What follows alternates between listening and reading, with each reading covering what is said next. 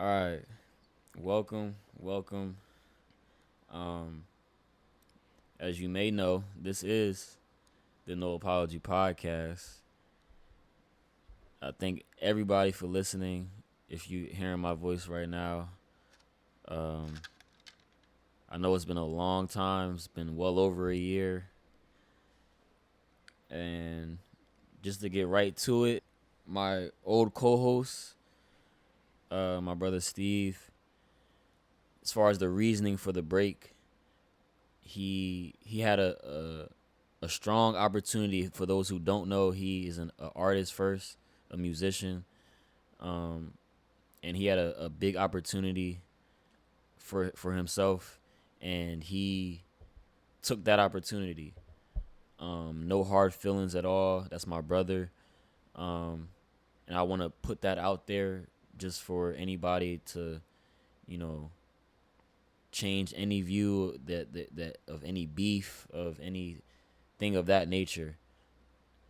I think for me personally, I wish I would have known how to do what I do now as far as putting a podcast together, because that's part of the reason why it took so long for things to get revamped. Um but yeah, for me personally, like, this is the position that I want to be in. Exactly the position that I want to be in. And I'm thankful for him. Um Before this, I was just, doing Instagram videos, posting on Instagram my opinion on things, and um, he kind of saw that and saw that I can do this podcast thing and take my opinion and put it on a podcast, basically. Um, People was always telling me before, like, you need to do a podcast, you need to start a podcast, but he was the guy that put me in that position to be able to do that. So I want to give that credit where it's due, and I'm thankful for him, and I wish him nothing but the best on his journey. Uh, I know early on when we started the podcast, people were saying that, or it was rumors that people were saying that I wanted to be like Joe Budden and things of that nature, but just for like a personal profile, I've been watching podcasts. I'm not watching, listening to podcasts or like media things per se since like 2014. My real inspiration is a guy by the name of Troy Terrain, also known as Star from the Star and Buck Wild show.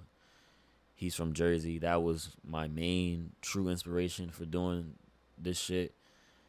So I want to, big him up. Um, and yeah, I'm here now. This is the new No Apology. And like I said, I'm thankful for y'all for listening. Um, my new co-host. I didn't want to pick any co-hosts for popularity reasons because they got a lot of followers. I wanted it to make sense. I wanted to be amongst people that I can talk to, that I have spoken to, just about regular shit. Things that I'm gonna be speaking about with y'all on this podcast. So both of these brothers I've known for well over 10 years. Um, Not even friends, you know what I'm saying? He's real family. Uh, to the right of me, I have my brother Ox. Peace and love, kings and queens.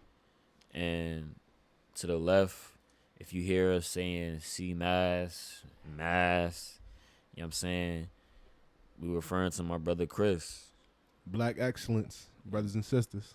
You know what I'm saying? And that's how we giving it up. This is the no apology. And starting off, I want to just say rest in peace to the Black Panther, Chadwick Boseman.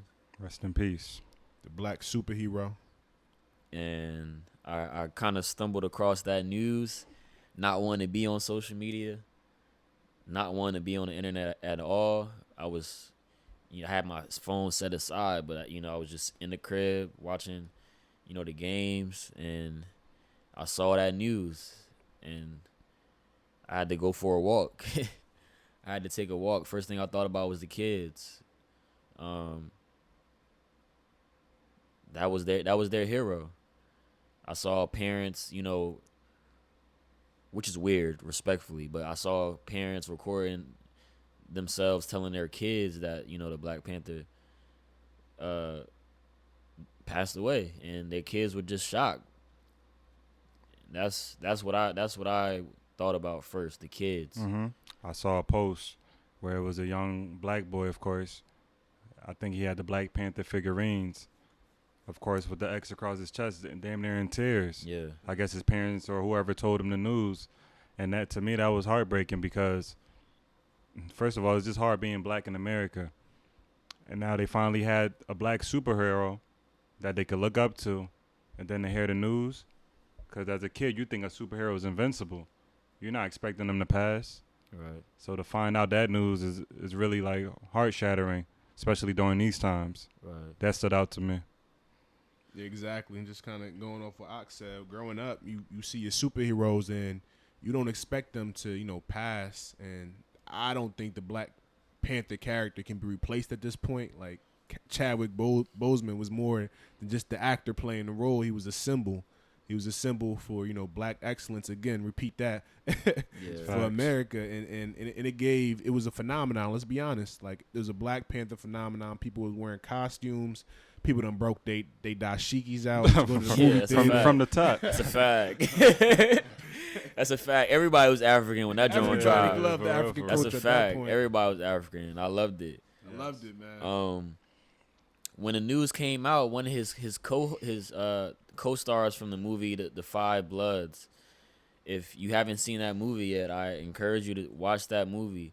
But one of his co-stars in the movie, he had to kind of recant things that he said during the process of making it, because he was pretty much saying that as they were in and out of shooting scenes, Chadwick was getting, rubbed down, massaged. His girlfriend or wife was there making sure he was, fed and things of that nature. And the co-star kind of felt like he was full of himself, being that he was Chadwick Boseman coming off the Black Panther. Like, he felt like he was, bigger than I guess he thought that he was. And little did he know they were taking care of him. They were watching over him. They were like his angels, you know what I'm saying? So that was tough for him to, not be able to say to that man's face, I apologize. So he just really regret even having those thoughts. He damn near teared up. Yeah. His name, Clark Peters. Thanks for that. I didn't know his name. But I think that, like, we all curious in the world, but I just think, like, you got to just, especially in a situation like that, you close to that man, have a conversation with that man. Like, exactly.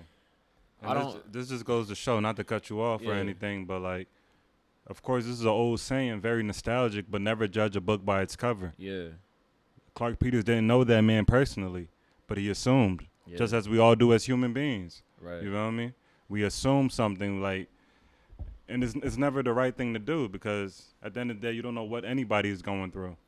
Right. We don't know what everybody's going through. Like, we're going through tough times, so that's just a wake-up call to everybody in general. Like, don't make assumptions. We don't know. Like, like Shaq said, just speak to the man. Right. He was on set with him instead of judging him. Like, yo, bro, what's up? You know what I mean? I see how you moving, this and that. You know what I mean? But, of course, easier said than done. We rather judge somebody than actually talk and get to know them in this day and age. And that's just sad. And just going off of that, we get that news, and then, a week later, we get news that a man, what's his name? Daniel Prude. Not just news, footage as well, my brother. Footage. Rest in peace. Footage of this gentleman, and the situation happened in March. Explicit footage at that. He was pinned down to the ground in the middle of the street naked. With a bag over his head. Suffocated. You know what I'm saying? Died. You know what I'm saying? And this is like a week after the Chadwick stuff comes out, why are we just now seeing this footage? Why are we just now getting this? You know, how I see it, it's a constant reminder and state that people want us to be in. Mm-hmm. You know, these things aren't being put out for no reason.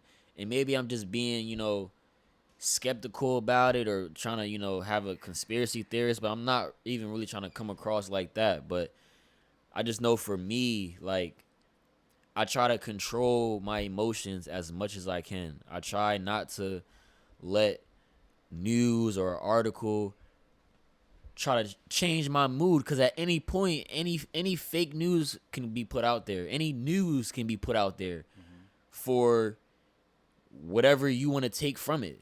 They're not telling you how to react to it. They're not telling you how to heal from these things. They're just putting it out there. And then, to me, that's just propaganda. So for us who are more strong-minded, we're able to actually hear this news and move about differently. Whereas for another person who's already going through some crazy, that could be the last straw that broke the camel's back. Because they want you to be mad. They want us to be upset, hatred, this and that. But it's like, damn, we can only imagine the state we're living in nowadays, especially in the U.S. And I know it's crazy and all over the world, but here specifically, I know other countries are looking like, damn, the cops just got away with doing that. He just killed another person. Another black man's dead. Like, we're damn near animals in this country. Yeah. And it's sad. Like, us being young black men, we have to bring up kids. My boy Mass already has a young daughter. Yeah. You know what I mean? You got one on the way. Yeah, one on the way. You know what I mean? Like, Shaq, you next. You know what I mean? So, saying all that to say, like, we have to try to teach our daughters and sons, like, when you see a cop move a certain way. Wait, you heard how he snuck that in, right? Yeah. Shaq, he snuck that shit in. Like, yeah, Shaq, you next. Had to. Let's keep it real, brother. Yeah, but like, I had a. It's funny because you brought up the U.S. Like, I had a conversation, with a friend about, and I think this was after the Black Panther news came out. Mm-hmm. I had a conversation about, why are we here still in this country? Because my dad's been in Africa since COVID. He's been, I'm not gonna say stuck out there, but he's been out there and not been able to come back out here since March. And he took a trip out there just to go out there for the week, and he just went at the wrong time where they closed the borders. And he's living his best life. He lost about 10, 20 pounds, you know what I'm saying? Like, skin good. He's eating fresh fruits, fresh meats, fresh meals every day. You know what I'm saying? He's living good. And I had to ask myself, you know what I'm saying, like, why are we still out here? And then the response that I got from the person I was having the conversation with was just, we're programmed to believe that there's nothing else better than where we're at right now. There's nowhere else better than America. Mm-hmm. And I think the first step to that is getting out of the country. Mm-hmm. Seeing other soils. You know what I'm saying? Touching other parts of the earth, because the earth is so huge. It's parts of this country where the police don't even carry guns. Right. They don't even carry guns. You know what I'm saying? And for me, I know that I can't see myself. I don't know how y'all feel, but I don't see myself living in this country forever. No, never that. And you already know how we feel. Our parents already came out here when, you know what I mean? Me, I was almost born in Africa, truthfully. Yeah. Okay. My mom was pregnant with me when she came here. Okay. And that was because of the Civil War and all that happening in West Africa, Liberia to be exact. Who all from over there, you already know that situation. But saying all that to say, originally they came here, of course, for a better life, or so it seemed, land of the free. But in these times we're in, like my brother Shaq said, why are we still here? Yeah. There's nothing for us out here. We're treated like immigrants anyway. We're treated like outcasts. Right. We can't walk the street without being judged. Right. Can't get pulled over without being a gun drawn on you. Right. So it's just about that time. And just growing up in America, I'm a Liberian born, and you feel me, citizen. Shout out. Shout out to that. LIB fly boy. LIB fly boys. All I gotta say is, you grow up at a young age. I can't even call when I start learning myself. You teach yourself life lessons, but you got to start looking over your shoulder. You can't react to another race a certain type of way. And I don't know if the dynamics are changing, but just coming into the country, you know what I'm saying? I was probably like about 4-year-old. I touched a white lady she was my teacher, touched her the wrong way just because I'm used to, tapping somebody on the shoulder. And she writes a 2-page complaint to my mother just because I'm a young black kid. Young African kid at that. Right. Oh, man. Don't let this little boy ever touch me again. Like, you know what I'm saying? Like, I'm a young kid. I didn't know any better. Like, you trying to violate it. Exactly. Right. That taught me a lesson for the rest of my life. You can't, you know what I'm saying? You always got to move straight and not put them in a different position. Yeah. You don't want to make them feel some type of way. You don't want to, scare them. Yeah. But it comes to a certain point in time where, I'm kind of excited of what's going on to the point where everybody's knowing what the fuck is going on and happening to black Americans. And news is out there, the videos is out there, the footage is out there.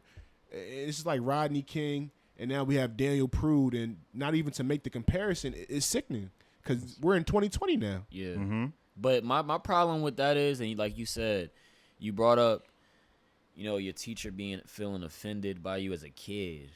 But what happens when we as black people feel offended by anything? You know what I'm saying? What happens when, I'm not sure, this was probably like a month ago. I don't know if y'all heard about the, I forgot what organization it was, but it was a tweet that went out. It was a staff member that worked for one of the NBA teams, and he was tweeting something, and he called the other team the niggers. The niggers. I forgot. This is old news. No, it was a white lady. Nah, it was a dude. Oh, He was like, it was a dude. He was on Twitter.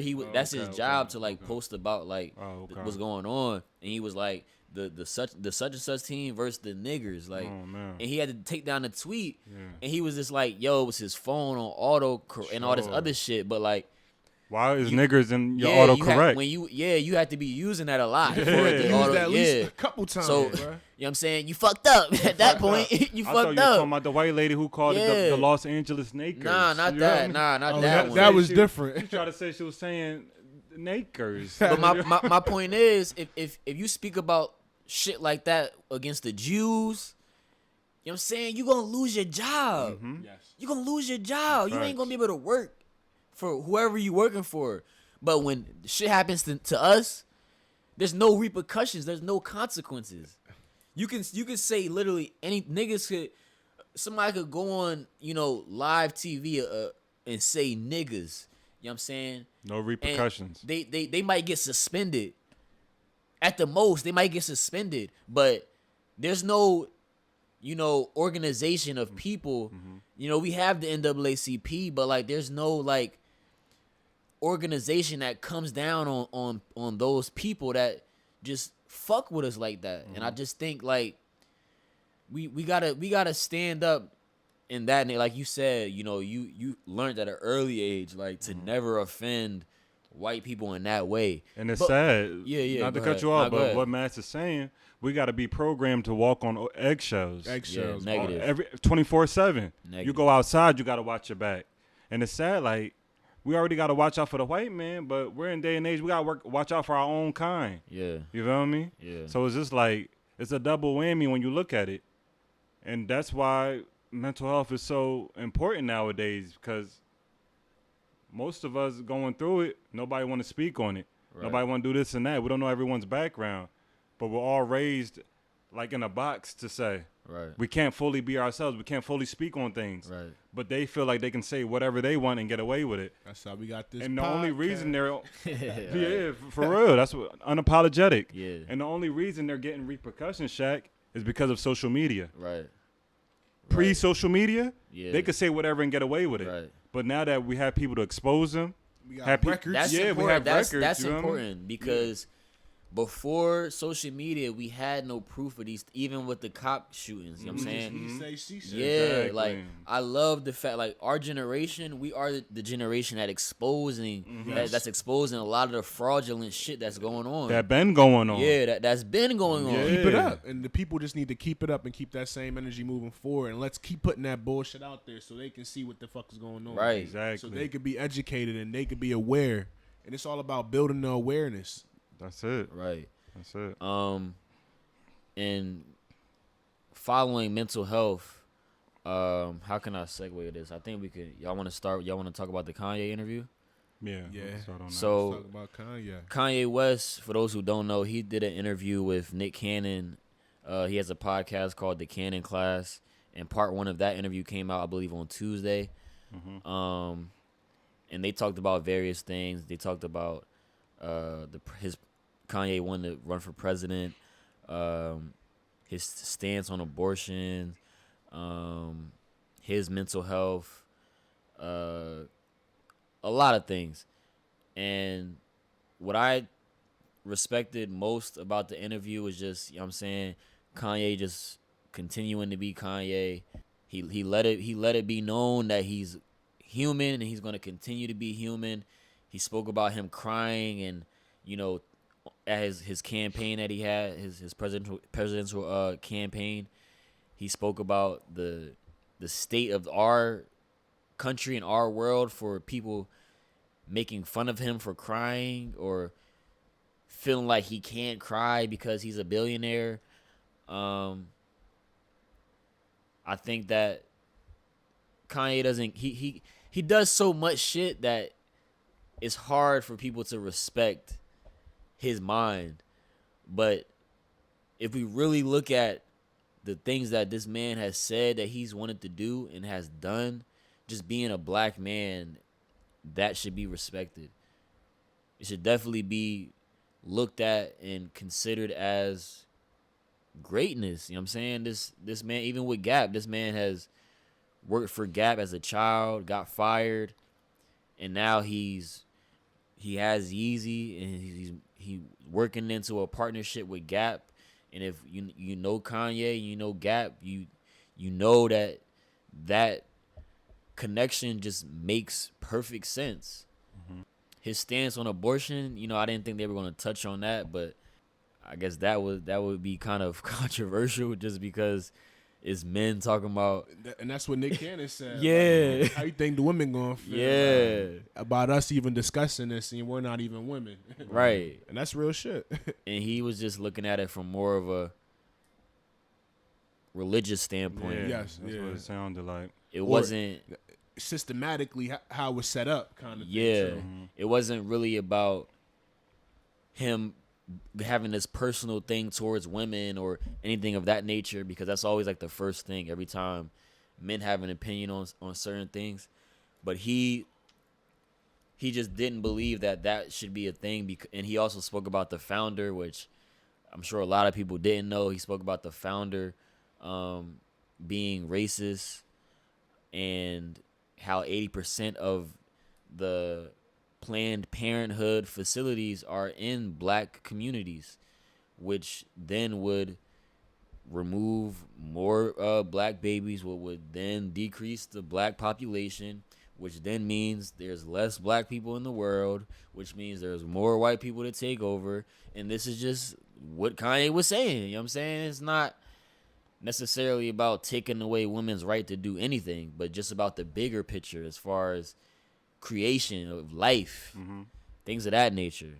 Especially during these times where we need to uplift and raise more black kings and queens. Yeah. So where he was going with that, I personally believe, is just saying, like, no, this is propaganda. They've been doing this for years, pre-social media. Things like this been going on. They've been murdering us. They're finding any ways, whether we're killing each other or they're doing it subliminally, anything to lessen the black community. So, like, the proof's in the pudding. What Kanye was saying regarding that was just straight facts. He didn't say no lie. Like, understand, like, this is not to be insensitive, once again, to the females who think otherwise. But the way the white man set it up, who's in control of the situation, is already planned. Right. Whether we want to look at it any other way, it's the truth. Right. And it's sad that we're in this state where, once again, we are always targets. Right. You don't see Planned Parenthood's heavy in the white community. Yeah. They want more white people than blacks. Yeah. So all I'm saying is we just got to do better as a community and understand their agenda so we know how to move better. Yeah. Yeah, man. I enjoyed the Kanye interview. I like that Nick Cannon was his interviewer. And Shout out to Nick. Shout out to Nick. They already got a connection together, so it was nice camaraderie, and I feel like Kanye was able to express himself and kind of express more of what he was trying to deliver in his messages. And just watching it, Kanye dropped a lot of jewels. He talked about his connection to God, his faith, and throughout the interview, he always brings up God.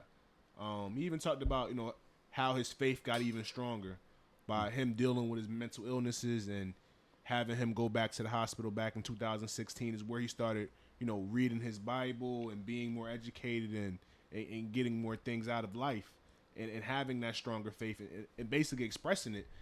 Boy, don't drop a gospel album and everything. Right.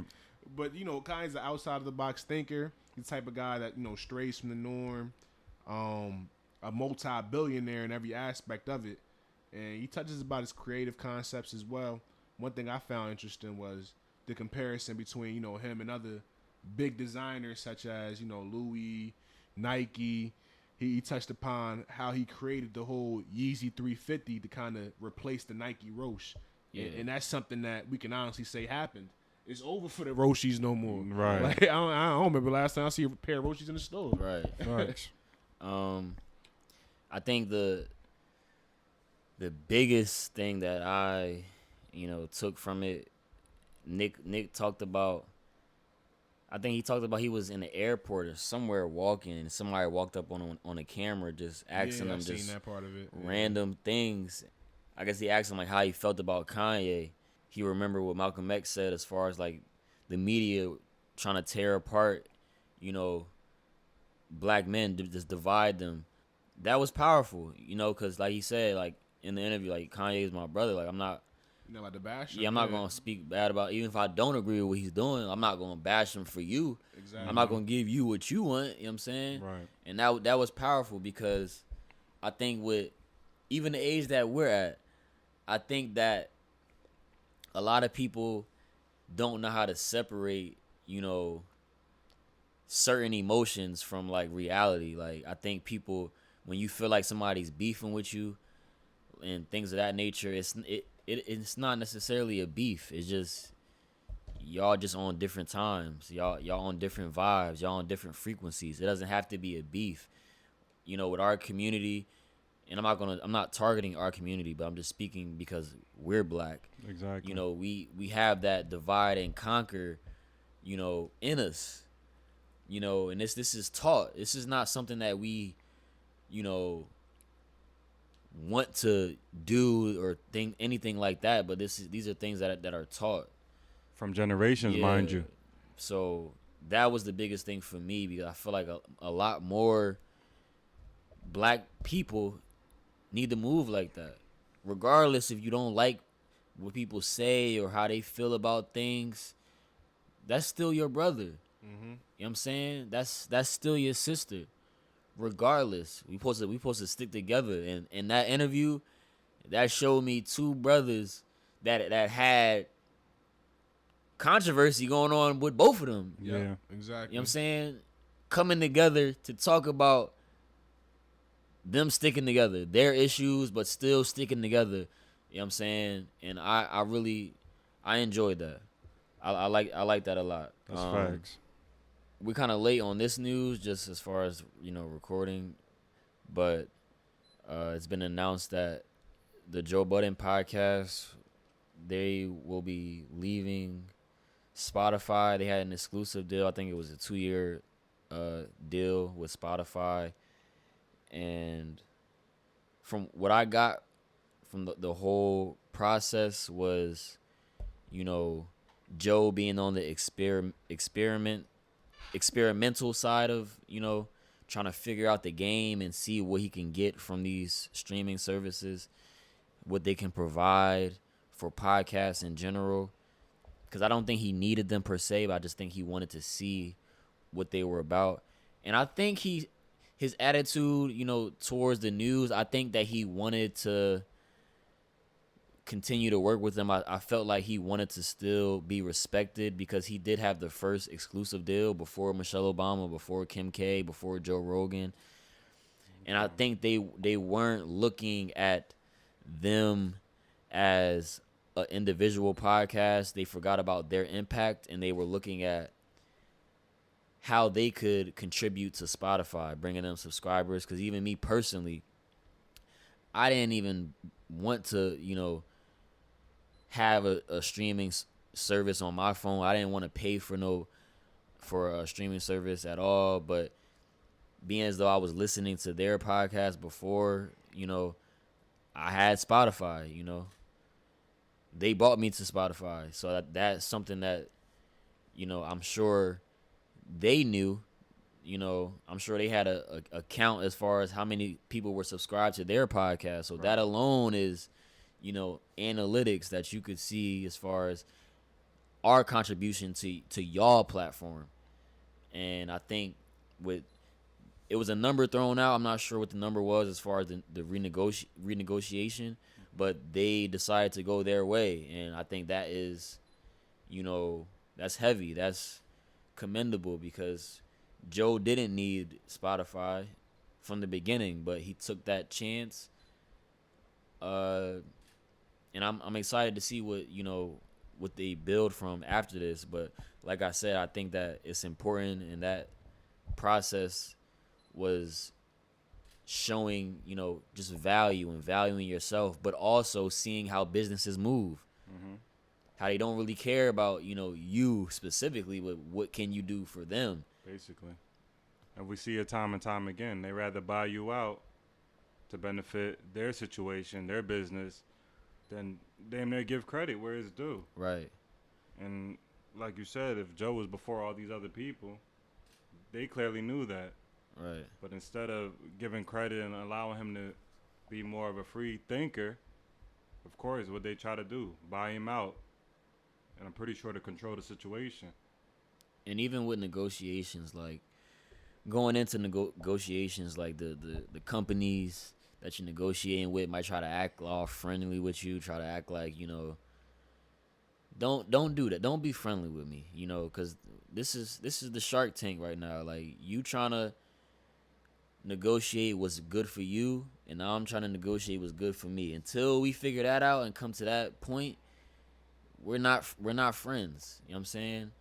That's a mentality that I know Joe has, and that's a mentality that a lot of people should have. That's where you check yourself and you're able to recognize your value and what you bring and be able to walk away.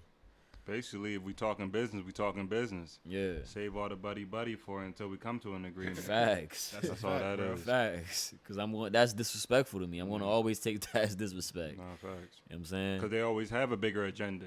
They just want to throw us under the bus to say, the better their situation. Right. And it happens in every business, basically. Yeah, like Shaq said, like Spotify having their foundation is and Joe Budden is what kind of brung him in that direction. So, companies are going to hire the big names. Like, let's be honest. Joe Budden started, out as a rapper, but his commentating career, his media career might be a little bit bigger than his rapping career. Let's be honest now. And podcasts are the wave of the future. Joe Rogan podcast, of course, making $800,000 an episode. Like, the numbers in the business are crazy. So Joe Budden just knowing his worth and knowing what he can do, and Spotify not paying him his worth and him stepping away, that's huge. Mm-hmm. Especially, a black figure in our community making that decision when, these big names are just throwing money at him. We're gonna see what happens with it though. Right. Did y'all hear about the news with Tahiri? Yeah. After the Spotify. Yeah. Timing is everything. Oh, yeah, man. Timing is everything. And I don't mean to laugh, but I mean to laugh, if that makes sense. But she came out as the XX, mind you. Yeah. You know what I mean? So it's like, at this point, you know what I mean? Shit that you could have been spoke on, you're just now bringing the light. Right. And whether it's true or not, you know what I mean? Like we said, not to be insensitive to the whole domestic abuse situation, but... Well, for those who don't know, because some people might not know what transpired, but Joe Budden's famous ex, Tahiri Jose, after this news came out with Joe splitting with Spotify, she went on another media outlet, and during the interview, she spoke on her relationship with Joe and spoke on abuse allegations. This is all alleged.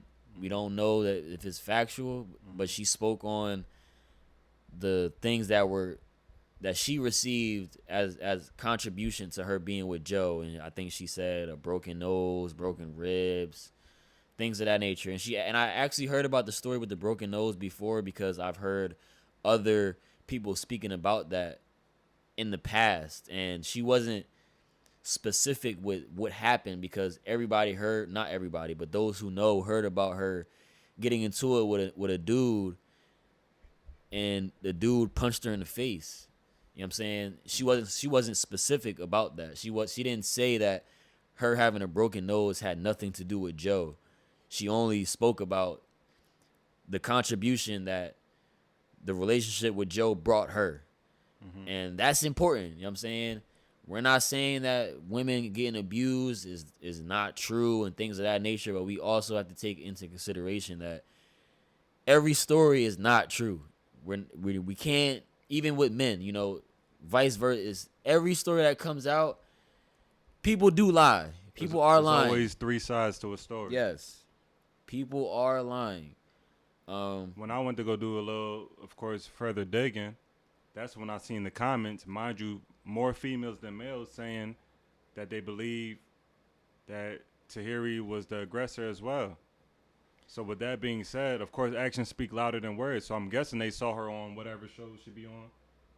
Oh, yeah, acting out. You feel me? Loving Hip Hop. Yeah, whatever the shows she be on, acting out. Now she on Marriage Boot Camp now. Yeah, like all with Votto. A fake relationship at that. You know what I'm saying? It's for TV, man. Yeah, that's what I'm saying. So at this point, like, we're not belittling the situation, but it's like, sis, you are once again the XX. Right. You feel me? So like, you came out the woodworks now, perfect timing. Once he's going through a situation with the podcast to now speak on it. And I know that I asked y'all this before, but just to make this situation more, you know, I guess skeptical, I'm going to ask y'all again. Has a female ever put hands on you? Go. Man, it's you or me. Go ahead, Ox. Yeah, I remember my original, you know what I mean, answer to that, but then I had to flash back. Yeah. Of course, you know what I mean, way back high school days. Of course, said something slick and got a slap in the face, you know what I mean? Of course, well deserving of it. But to answer your question, Shaq, yes. And to double that answer, yes as well. So my point of saying that is it's not always like a defense thing with women, you know. Not speaking on Tahiri. I'm not saying that that's the case with her, but I'm just saying in those situations it's not always, you know, a defense thing, you know. I think the domestic violence as a whole is a no-go, you know. It's just frowned upon, whether it's the male or the female being the abuser. Yeah, it's not less respectable if, you know what I'm saying, a female does it or a man does it, because I know it's a lot of that out there. Like, it's okay if women do that shit. Mm-hmm. It's not not okay, because at the same time, all it takes is that man to snap one time. And then the situation is just turned upside down. And let's be honest. Me personally, I feel like, you know, the men that have to like wear that face like everything's alright, those are the guys that don't get enough credit because they still gotta go to work the next day. Mm-hmm. They still gotta deal after that argument, that fight or whatever. They still gotta, you know what I'm saying, go to work and deal with people talking to them. Women do too. Yeah. But we still have to go to work and deal with those people, and you can't react to that neither. You know what I'm saying? You can't react out of character in that situation neither. So I think it's a tough spot for any human being to be in just on a regular day to day outside of your relationship. After those problems that you go through with your partner, you still got a life to live outside of that. Problems outside of that. So I just think, you know, with this situation, man, if you a ex, just we ain't even in the same rooms. Don't even speak on mans. Right. You know what I'm saying? Don't even speak on the man them. You know what I'm saying? Like that's just crazy. It baffles me that, you know, in this media world, it's things that you could do to just get publicity, get followers. Mm-hmm. You know what I'm saying? Get support of things, and they've been damn near done for 10 years, damn near. You know what I'm saying? Mm-hmm. So none of this made sense. But we gonna pray for her, and we gonna pray for Joe. You know what I'm saying? We gonna just wish them the best on their, I guess, closure on top of closure. Yeah. And this goes to speak for anyone who's in an abusive relationship or whatever. Yeah. That shit ain't worth it. Like, at the end of the day, if you got to put your hands on a female, that's a big no-no, and vice versa. If you have to put your hands on your nigga, that's somebody you saying you love. You sleep with them at night. Like, if you can't respect that, at that point, you're not supposed to be in a relationship, or you're clearly with the wrong person. Big fact. And this goes for anybody out there. Like, females, don't be scared to break free. And dudes, like, as embarrassing as it may look, if she's putting hands on you, it ain't right. Right. And this is deeper than a gender situation, male or female. It goes both ways. If you have to put your hands on someone you claim you love, then that shit's dead, in my opinion. I totally agree. And moving on to, I guess, a bigger news. This is kind of late for us to talk about, but this is something that I wanted to address. Bella Thorne. Bella Thorne, she's an American actress. Respectfully. An actress. Yeah. And it was big news came out. She had made the headline. She made $2 million off OnlyFans, I think, in a week. And a lot of the OnlyFans content creators, if that's what you call them, respectfully, they were upset about this because her making this $2 million, OnlyFans had to change their policy, pretty much because the direct message feature that they have, where you can receive, you know, whatever naked pictures and all that stuff, she was charging people $200 for a nude photo, but when the subscribers opened it, they just found, you know, her in lingerie, I believe. So they, seeing as though that she scammed them, a lot of people wanted their bread back. And OnlyFans, they had a policy that, you know, if you know, get scammed, you get your bread back.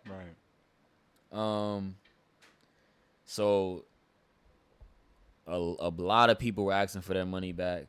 A lot of people wanted their money back, and with that, OnlyFans had to change their policy to combat them losing money and them still being able to get money. So they changed the limit to for the private messages. They changed it to, I believe, $50. It's a $50 max. Okay. It's a $50 max.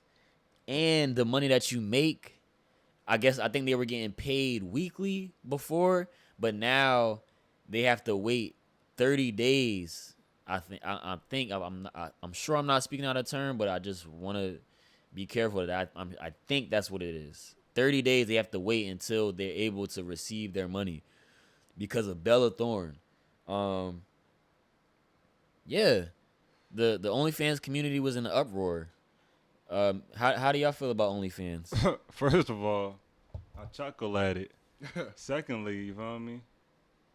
You gotta be a fool to say you spending bucks to see a naked pic. Yeah. You feel me? Like in 2020? In 2020. In The internet is... Yeah, the internet is free. You feel paid me? for it already. Yeah, like, so what are you doing? Like, you feel me? Where's your morals if you gotta spend $200 Got to. to see a naked chamo? Like, you feel me?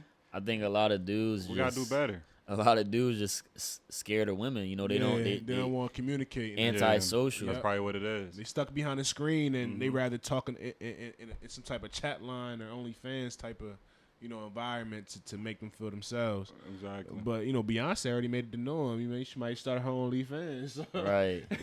I think once the females heard that, they ran with it. But Bella Thorne changed the game though, man. Being objective, I'm all for, women hustling, getting they bread, things of that nature. But I think with OnlyFans being in place, I think it's dangerous for the women, But for men, I think it can kind of get obsessive, and it kind of takes away from the physical aspect of affection, sex, things of that nature.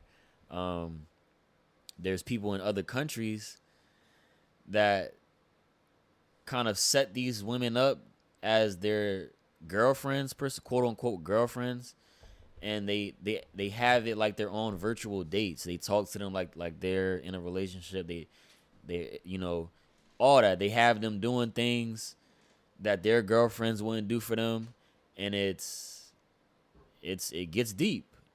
I think like I said, it takes away from that physical human to human interaction. Long term, I don't personally believe that it's progressive for us, But like I said, I'm here for people, making their money. It's way better than being put on Pornhub and not being able to make money from it. But I just think that it's not safe for women to do that.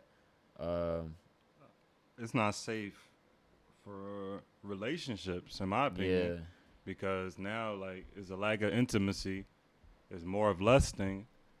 It's looking at females as objects. If you're willing to spend bread now, are you looking at her as a female that you want to spit game to? Right. That you want to walk up to? Or are you just looking on some virtual type shit? Right. And to me, I seen a funny story, too. I don't know when you done, bro. No, I'm just saying, to wrap it up, to me, that's real weird. We different, you feel me? Yeah. We're a different breed of men, so to see this generation, obsessive over that, really spending bread, it's ridiculous to me. Right. But go ahead, man. And OnlyFans, and just to bring up the topic of, is OnlyFans considered a sex worker or a sex slave or porn star? But they're making money. They're profiting off of it. So I seen this story where it was an educator, a teacher, and she was on OnlyFans. Because of the downfall during COVID-19 and not making money, she joined her OnlyFans. She made an account and had explicit photos on there and explicit videos, and she lost her job because of it. And it's funny to say, but people are looking at this as a part-time job. Like, social media and OnlyFans is bringing income to where educators are even joining it. So that shit just crazy, bro. And that's the type of platform that it's at right now. And people like Bella Thorne, I even read her one little story they had on it where she was saying she was trying to bring popularity to it and bring more, revenue for the content creators. And people now, it's fucked up to say, like you saying, Shaq, where they can look at OnlyFans as a part-time job. Like, what the fuck, bro? I think that everything is geared towards sex now, and I ain't even gonna lie, it's been times where I be on social media just scrolling through, you know what I'm saying, and an IG model pop up, and your whole thought process change. Like damn, where it's at? Where it's at? You know what I'm saying? Stop whatever you was thinking about, it's over now. And I think, women are profiting off of men's greed, men's addictions. Mm-hmm. That's an important thing to take notice to, that a lot of men just can't go without seeing sexual things. You know what I'm saying? Mm-hmm. The interaction, and you know what I'm saying, just as much as people go crazy over it, you know what I'm saying, Bella Thorne making $2 million on OnlyFans because y'all wanted to see exclusive nudes, and she not even showing shit. And then peekaboo, I fooled you. You know what I'm saying? Like when she's an ex porn star, which was showing shit for free. Yeah. So now you're boo boo the fool You know for paying bucks to see Nathan. So I just think like the bigger picture is being able to step away from sex. You know what I'm saying? Being able to go ahead, Ox, what you was about to say? It's easier for men like us to speak on it, of course, because Yeah. our situation, our upbringing, our background. But we're in a less-driven generation. Yeah. Where every day Yeah. niggas watching porn, watching Yeah. this, watching that. So to them, Instagram is porn. You know what I'm saying? Instagram is porn. You feel me? They got sex on Twitter. You know what I'm saying? So it's like it's different when niggas wake up and see shit like that every day. So now you're programmed. Oh, okay. She said she's gonna show her ass for 200. I'm gonna drop that. It's like damn. Like so when you see a chick who 200 feet away, you don't want to speak. Yeah. Or you want to drop 200 on a virtual bed. Yeah. Or when you see that girl that you didn't speak to, you hitting her up in a DM. Was that you? You knew that was her. You knew that was her. You knew that was her. But like I said, it's just, you know what I'm saying, that human to human interaction and just like I said, just things outside of sex is not promoted. Mm-hmm. Like OnlyFans going crazy. Like you can't even speak bad about, you know, the girls that are on there. And I think even with them, like being able to see other perspectives and just not just you making money off of it and you doing that, just being able to see the other perspective might change your mind on it. It might not, you might be able to still do it, but accept like, hey, this is not good. But when you just come across like there's nothing wrong with it, that's becomes an issue for a lot of people. You need reevaluation. That becomes the issue for a lot of people because with all these things with sex trafficking and all that stuff going on, we got to be mindful of these things. You're damn near promoting yourself. Yeah. And we're in the age, I get it. Everybody wants to be business minded. Everybody wants to get money. But, like, there's a thin line between, like, selling yourself short just for a few dollars. And we're at a point, like, it's cool for the females to show all they ass, show this and that. But niggas like us wouldn't wife them. Right. Nobody would want to wife you. You're going to be known as the, you know what I mean? The girl who's on... What's the joint called again? OnlyFans. You feel me? Trying to get only bands. Like, we got to do better, you know what I mean? Being on OnlyFans is like, you know, in comparison to being a porn star. Like, yeah, it's just a fancy porn star. A fancier porn star. A bougie porn star. Yeah, bougie porn star. Yeah, I just think, you know, even with relationships, like, I think Dave Chappelle said something in the past, just on the lines of, you know, if you're in a hoe's uniform, that's how people are going to treat you. You know what I'm saying? Like, and not to, like, you know what I'm saying, tear down women, but I'm saying if you act a certain way, dressed a certain way, to men, we see women in a different light. I'm not saying women look at each other like that, but there's certain things that men look at, and we're able to see, like, okay, she's like that. She's like that. And I think that, you know, instead of girls looking at it like, you know, why do you think like that? Why are you being judgmental? You have to understand that we are men. We look at things differently.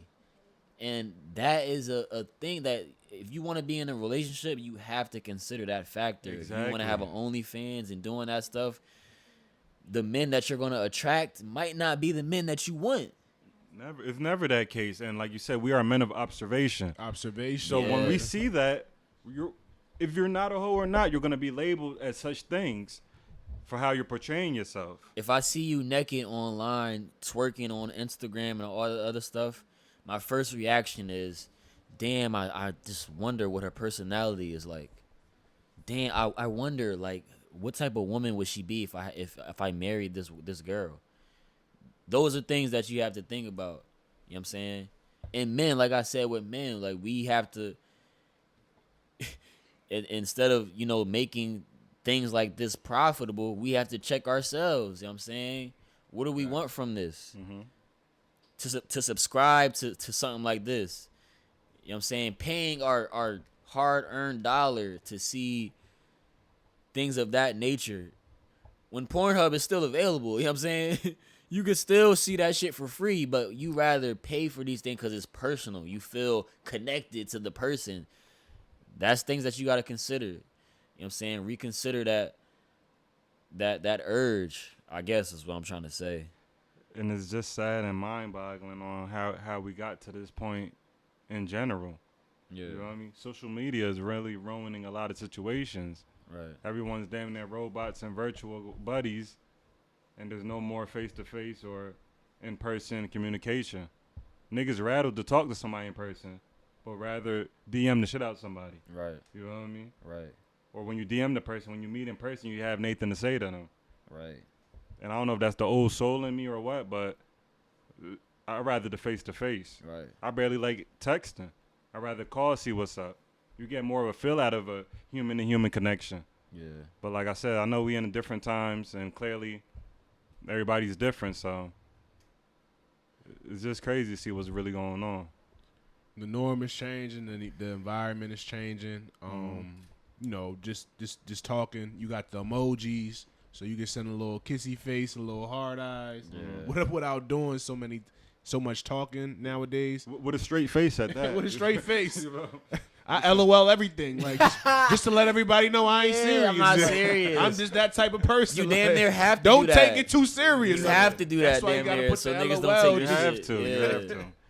That's crazy. And that's just a tone setter that, you know, that we're kind of programmed to do now in this kind of generation that we're growing up in. And the norms of even asking a girl on a date have changed. Right. You can't even ask her face to face. You almost have to slide in the DMs just to get her attention. And it's sad to say. And, you know, like I said, just with closing with this, I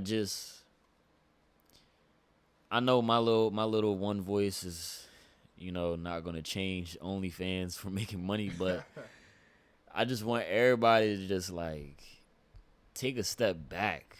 Just one day, just take a step back and just observe yourself. You know what I'm saying? When you have the urge to do anything that you know it might be, you know, something that you haven't really felt naturally, but just something that you might have seen online. Like if you sad about some news you saw online, like just think about how being on social media, you know, changes your emotions, you know, and block certain pages, you know, or mute certain pages so you don't see these things. Exactly. Or, you know, unfollow these pages so you don't see these things.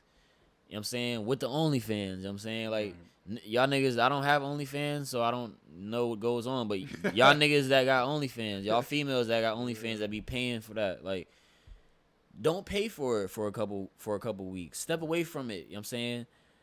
And see and be productive and see how things work, because something like that is going to be an everyday thing that becomes a habit. It becomes an addiction. You know what I'm saying? You gotta be able to, you know, take small strides and learn yourself, and don't let people take advantage of your own, you know what I'm saying, feelings, your own emotions. Be able to control that shit at all times. Right.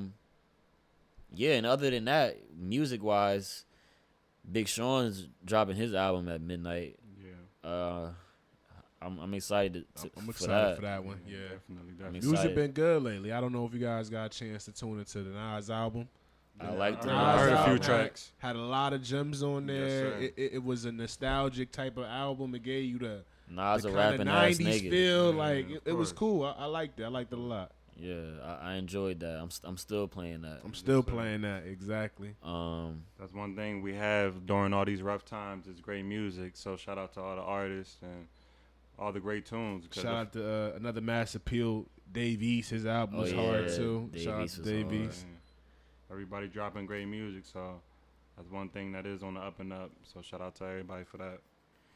Yeah, and you know, with that being said, you know, I'm thankful for y'all brothers for, you know, joining me for this, you know, this journey that we gonna walk on together.